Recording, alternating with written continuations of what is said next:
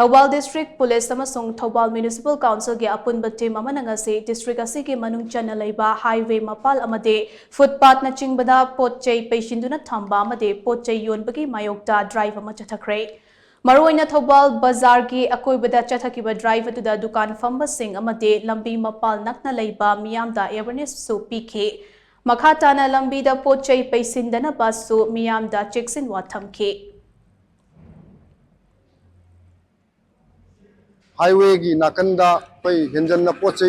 हमजनबा अदुगे extension तौबा Sumo मयाम से कोई तौबगी लौथोकपगी थवाम चतजरी हजि याम तोइना कोई एक्सीडेंट याम तोइना थोलकपा हाईवे सिदा अदुगा फुटपाथ सिसु थिंजनबदगी चटपदा कोई खोंगना चटप मी भौता कोई मेन रोड से चलकपदगी एक्सीडेंट थोकतना गाड़ी ने थोमना सीबा सोकपा मयाम यावकपदगी अखोई मसिगी हाईवे दा अदुगा मागी फुटपाथ हेंजलिबा पोट थमजलिबा एक्सटेंशन तौरिबा पुनमक से कोई अदुगा परमानेंट ओइना पोट पैसंदना कोता थंबजिंग कोई लौथोकचबगी प्रोग्राम अमा कोई थवाल म्युनिसिपल काउंसिल लोइना कोई चतजबनी अदुगा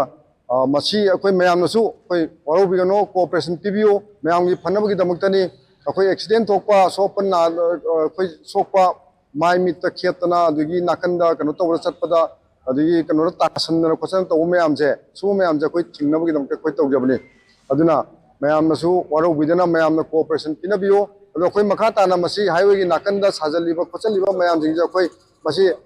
लौथोकपगी थबक अदुगा मथंगदि कोई म्युनिसिपल काउंसिल की कांबुना तौरगा कोई फाइन थियनबा अदुगा मागी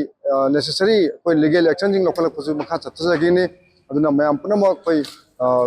मसेदु इलीगल ओइना ऑक्युपाई तोक्सनबा अदुगा हेंजन थमजनबसिंग असि मसी लौथोकपियो हाइना अपील तौजरी।